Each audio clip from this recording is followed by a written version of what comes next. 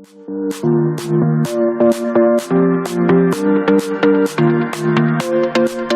morning, dear students. Today is the third class, and this class is a continuation of the previous class. And today we continue with the looping construct, as we have seen in the previous class about the while and do while. Today we are going to see about for. A loop, we have seen a loop is used when we want to repeat statements, a statement or a block of statements. When we want to repeat, we are going to use looping construct. 3 loops are there: while, do while, and for. We know these 3 loops are categorized into 2. One is conditional, the other is unconditional. In conditional, we are going to see the while and do while, whereas in unconditional, we are going to see the for. As we discussed in the previous class, there are 4 important concepts in a loop which we require when we work on a loop. That is the initialization, condition, updation, and the body of the loop. The content, what we want to repeat, will be the body of the loop. The initial value, what we begin with to start the loop for its repetition. A conditional expression always checks whether the loop can be repeated or not, and the updation progresses the loop to continue. So for loop is a frequently used loop. In for loop, the 4 statements what we have, or the four aspects here, is initialization, condition, updation, all are written together, and the content what we want to repeat is the body of the loop. So in this context, we have taken an example, and this example tells us how the control flow is. It may not be like the while and do while, but here we are going to have a little different way of the control flow. So please observe carefully and please learn. Now the example is, it is going to print the numbers from 1 to 5. The control enters from top to bottom. Only an example or instance of a program I have taken. The controller enters from top to bottom. In the initialization, I have taken a variable I and initialized a value 1, and there is a condition I less than 5. Then there is an updation statement I plus plus. Then we have the content to be repeated. I have used a cout statement which is going to print the numbers from 1 to 5. So let us discuss about this example. As the control enters, the initialization is executed first. So I takes the value 1. Then the control moves on to the second expression, that is the conditional expression, where 1 less than 5. 1 is compared with 5, so 1 is less than 5. True or false, it becomes true. 1 is less than 5, then it enters, and there is a statement for us to be repeated. So I equals 1. 1 will be printed here. So I equals 1. Then the control moves on.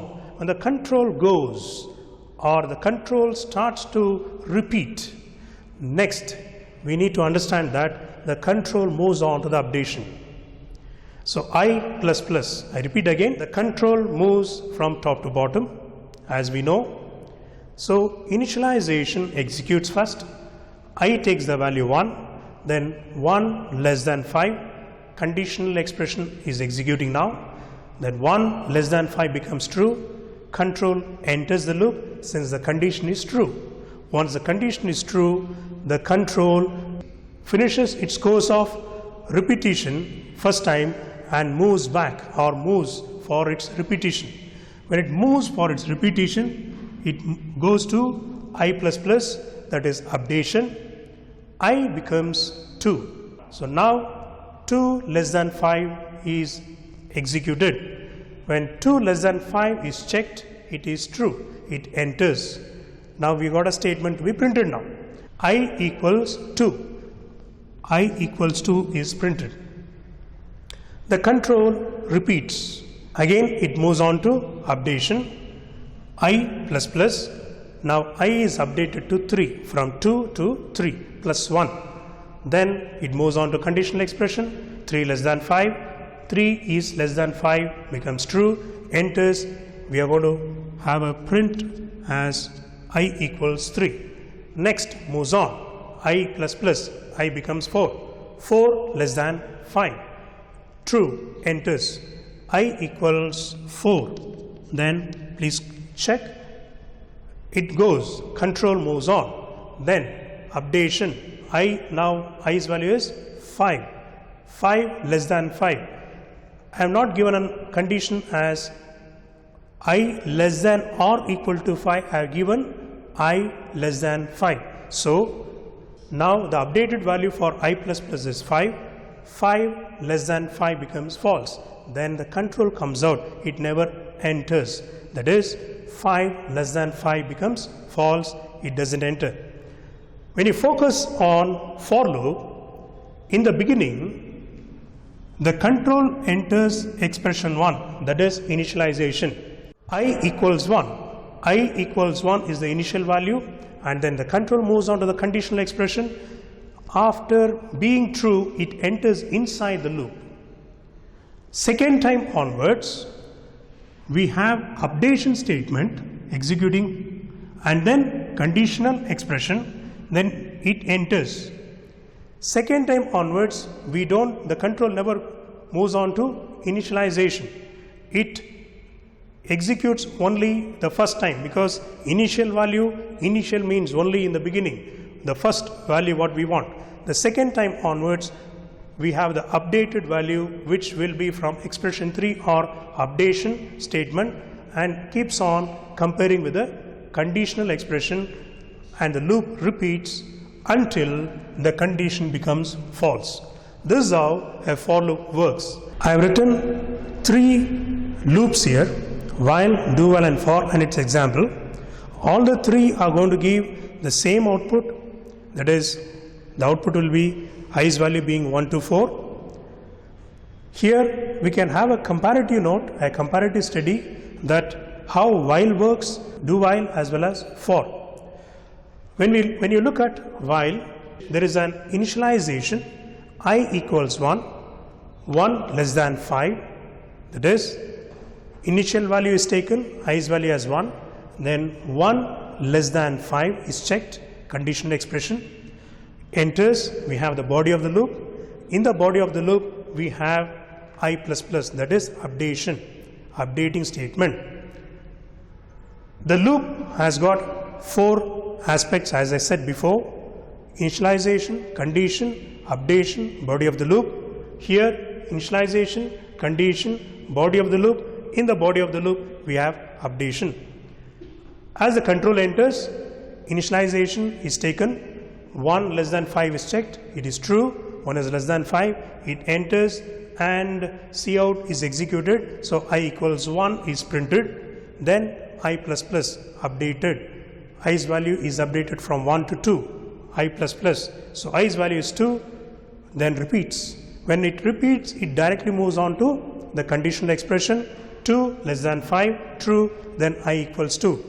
Again, I plus plus, I becomes 3, getting updated to 3. Next, 3 less than 5, true, enters, I equals 3, then I becomes 4, goes to the condition, 4 less than 5, true, 4 is less than 5, enters, then I equals 4, comes here, updates to 5, moves on to the condition, 5 less than 5 is false. It never enters inside and comes out of the loop, continues its execution if any statements are there after the block. Likewise, when we look at do while, do and then the control enters, there is no condition in the beginning. When we have while, we have condition in the beginning. Last class I gave an example as well as the difference between while and do while. Let us move on to do while. I equals 1, do, enters, cout, I's value is 1. I's value is 1 getting printed. Then I becomes updated to 2, that is I plus plus. So I's value is 2. Then the condition is at the end, at the exit point. So let us move on again. While has got the condition in the beginning, do while has got the condition at the end. Then while I less than 5, I plus plus, i's value is 2, 2 less than 5, true. Please check carefully. I's value was 1 here in while, 1 is getting checked with the condition. Here in do while, i's value is initialized to 1, the control enters inside, then prints, I is becoming 2, 1 is not checked, rather the updated value which is 2 is checked here. 2 less than 5 is true, and again repeats. I equals 2. It's going to be printed. I plus plus, I is 3 now. 3 less than 5, true. Again repeats to print. I equals 3, I plus plus, I is 4 now, updated to 4. 4 less than 5, then again it is going to repeat. I's value is 4, being printed. Then I becomes 5. 5 less than 5 is false. Again it will not move on to its repetition, rather it comes out of the block. So I have given the difference between while and do while. When we look at for, all the three expressions are together: initialization, condition, and then updation. The control moves on to the expression 1, I equals 1 as initialization, then moves on to condition I less than 5. It checks if the condition is true, it enters. That's how we have worked on this example. So when you look at all the three, the working nature of these three are different, but the output is same. Precise example for known number of times of repetition and unknown number of times of repetition.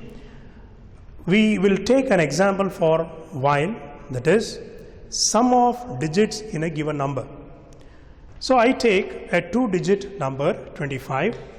The resulting sum will be 7, that is 2 plus 5 equals 7. 2 digits are there, sum of digits, and the given number is 25. 2 digits are there, 2 plus 5, and it is equal to 7. So the example number what I have taken is 25 in the variable n. If you take a 3-digit number 3, 4, 5, the answer is 3 plus 4 plus 5, that is 7 plus 5 is 12. N's value is 25, or could be 345, or you can take any value. You can take any value which you like, a 4-digit value. When you take a 4-digit value, when I write a program, I don't know that you are going to give a 4-digit value, or your friend or I or whoever may give different value having different digits, different number of digits in a given number. So in that context, here if I give 25, it is going to add once, 2 plus 5. If I give a 3-digit value, it is going to add twice, 3 plus 4 and then 4 plus 5. 3 plus 4 is 7, 7 plus 5 is 12. Twice it is going to add. So the program, when I am going to write for sum of digits of a given number, the while loop should be taking the unknown number of times of repetition, because the number what you are going to give may contain a 5-digit number or a 4-digit number or a 6-digit number or whatever the number of digits a given number may have. That point of time, it may have to add those number of times of repetition. That's the reason when we don't know the number of times of repetition, we are going to use while. Hope you are able to get it. When we don't know the number of times of repetition, we may use while or do while, and when we know the number of times of repetition, we may use for. We have seen the looping construct. Now we are going to see the jump statements. There are 4 jump statements: break, exit, continue, and go to. We have used this break in the previous example under switch clause. In switch clause, there are many cases are there. Any one case when we execute, the control should come out of the current block. So break is used when we want to bring the control out of the current block, and once it comes out of the current block, it resumes its execution after the block. Whereas exit is not like break. Exit also brings out the control but out of the program. So exit brings the control out of the program, break brings the control out of the current block. When we look at continue, wherever continue is used in the looping construct, the statement after continue is skipped and the control moves back to the repetition part. That is, the control repeats. That is the nature of continue. When we look at go to is transfer of control. That is unconditional transfer of control. There is no condition. Go to is normally avoided when we use in a program. Go to is using a label, and that label is used in any part of the program, and the control moves on to that label, to that part of the program. That is, wherever the label is found, that respective label, go to moves to that label and executes. That is, it is going to skip rest of the statements in between. Label may also be used before go to also, so we can send the control at the reverse direction also. Normally this is avoided in a program since it is unconditional transfer of a control. So these are the 4 jump statements we discuss now. Next we will be discussing about the structure of C++ program. C++ program, you know that in the previous year you have written in your practicals, so make sure that you are going to write what I have written on the board. First we discuss about the preprocessor directives under the structure of C++ program. Preprocessor means pre means before, processor is a task, so there is a task which is going to happen before the exact execution of the program. Here is that we write the program, all the contents of the program a user is going to write or the programmer is going to write, and before that there is an execution happening there. What is that execution? Just to say about a definition, pre-processing means is this: the phase of compilation prior to the analysis of the main program. There is a phase of compilation which will work before the control exactly moves to the main program. Under this preprocessor directives, we have 2 sections. One is the header section and the definition section. Here in the header section, we are going to include the header files. For example, include iostream.h, include conevo.h. Likewise, the second section is the definition section. The program, what we have seen in the previous year, the first year, we have seen about the definition section having, do you remember, pi 3.14? Yes, that pi 3.14 is what we are going to write in the definition section, and we call that as a symbolic constant also. So headers section takes or includes the header files, whereas definition section takes the definitions which we want to use in the program. We move on to the whole structure of the C++ program. We'll discuss line by line according to the example what I have written here. So here in this example, there is a preprocessor directive, that is, we have included iostream.h and then conevo.h. This comes under preprocessor directive. iostream.h contains few pre-written programs. Conevo.h contains few pre-written programs. These programs gets linked to the main program. In the previous year, we discussed about software concepts. There we have discussed about linkers and loaders. That linker makes these pre-written coding connected to the main program. So here I have written the lines. You can count the lines. 1, 2, 3, 4, 5, 6, 7, 8, 9, 10, 11, 12, 13, and the subprogram I have written here. So you can count the number of lines, but when it compiles, when we are going to execute the actual program, we will be having some 100 to 200 lines. I am just saying approximately, or just for our reference I am saying this number. How did we get the extra lines? We get these extra lines by this linker making those pre-written code getting linked with main program. Only then, as a whole program, it is going to throw you the output, or as a whole program, it can execute. So the main program, what we write, is the one which needs to be executed. But before that, there is a pre-processor activity happening. That is, pre means before, processing is a task. Before going to main, there is a task happening, that is pre-processing. That's the reason I said the phase of compilation prior to the analysis of the main program. I would like to repeat.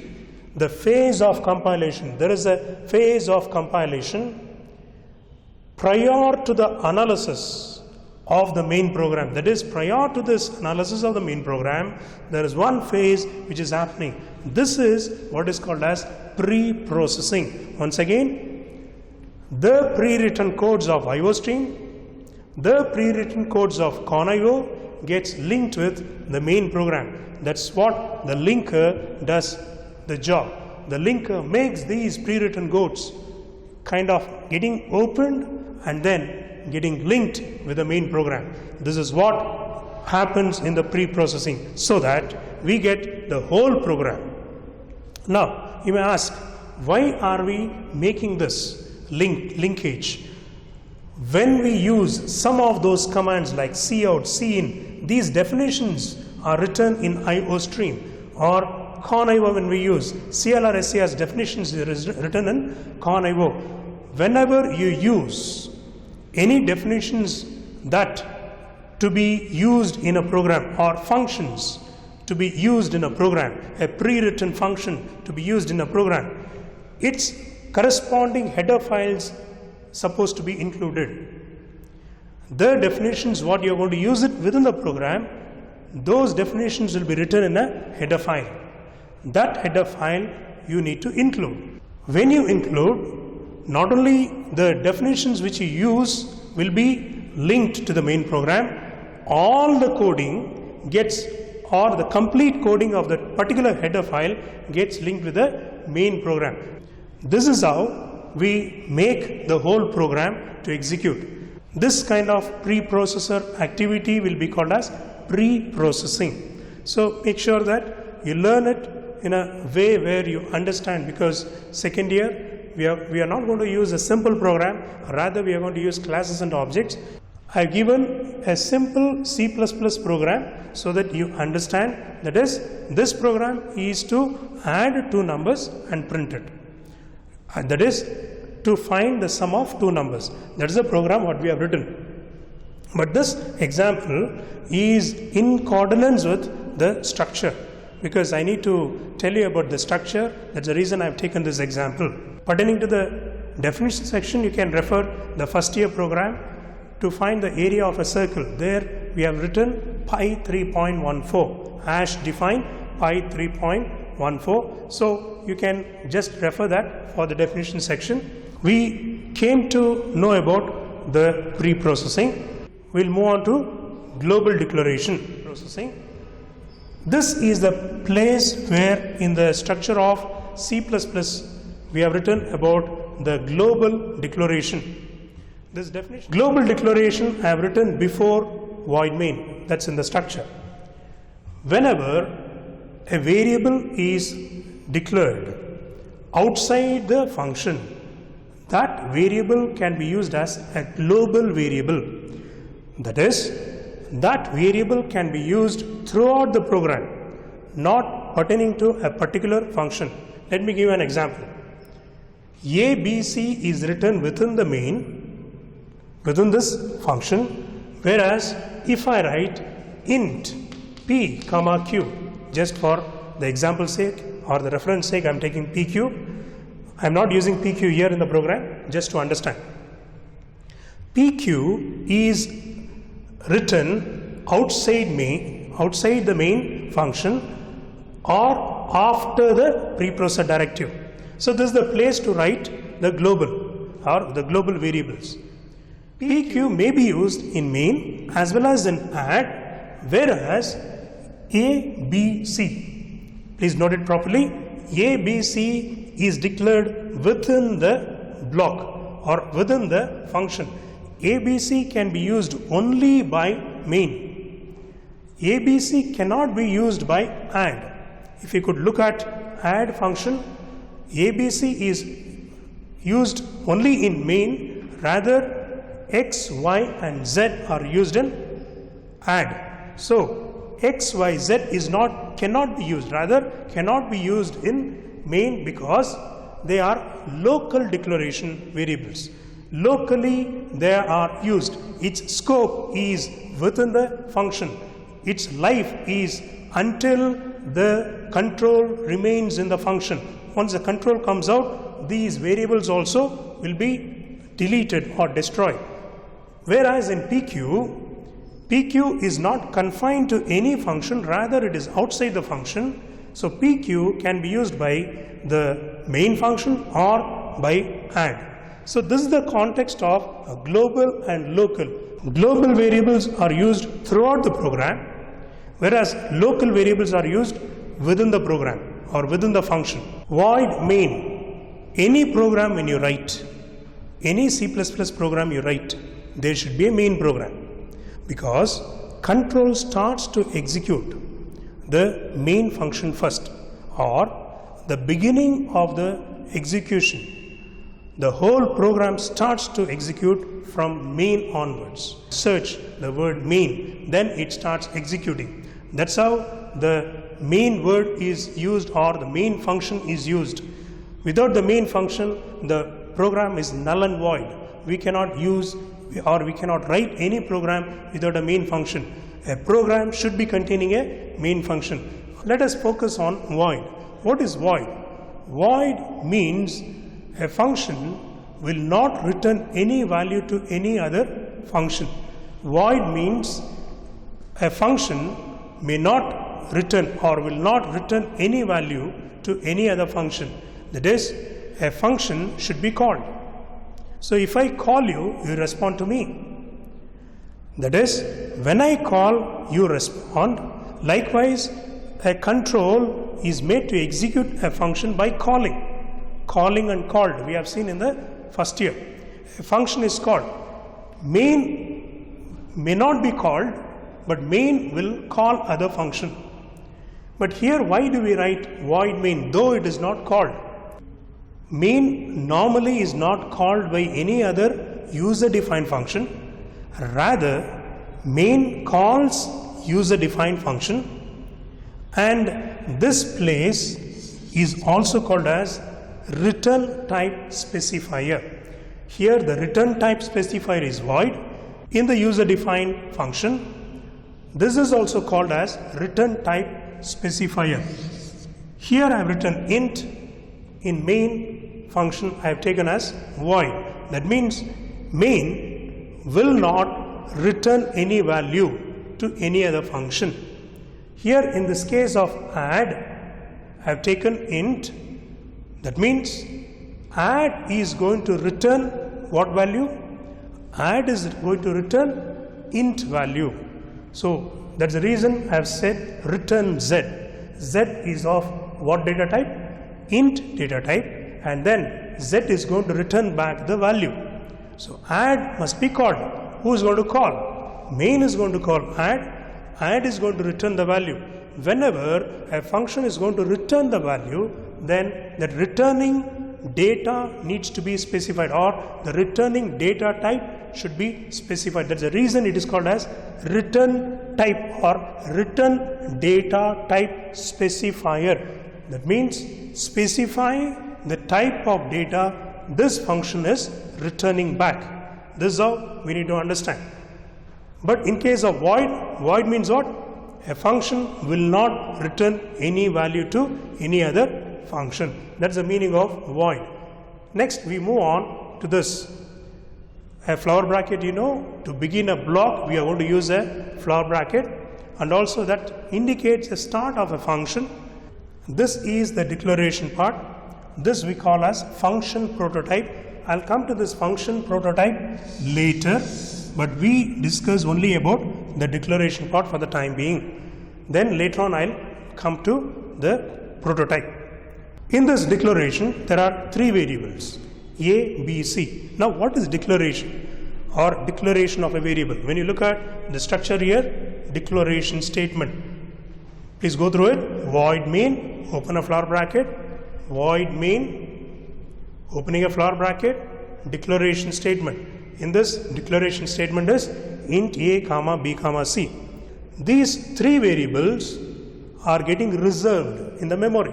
That is, in the previous year we know int takes 2 bytes, float takes 4 bytes, char takes 1 byte, likewise double takes 8 bytes and long takes 4 bytes. So declaration of statement here is int abc. 3 variables are declared. A has got 2 bytes, B has got 2 bytes, C has got 2 bytes in the memory. If you don't reserve for A 2 bytes, B 2 bytes, C 2 bytes, we cannot store the value. A variable stores the value and a varying value. That's the reason there is a difference between a constant and a variable. Variable varies with its value throughout the execution of the program. Constant will never change its value throughout the execution of the program. So dear students, today we discussed about the looping construct, about for we discussed, about jumping statements, break, exit, continue, go to, and then we switched over to structure of a C++ program. Here we have started to discuss about the structure of C++ program. So far we discussed about preprocessor directives, header section, definition section, global declaration. I gave a difference between global and local, and then about void main, and also I said about what is void. And I am ending here in declaration part. I gave you a brief outlook what is a declaration part. So next class we'll be continuing. Make sure that you're going to note down all this, and please stay at home, stay blessed, study well. Thank you.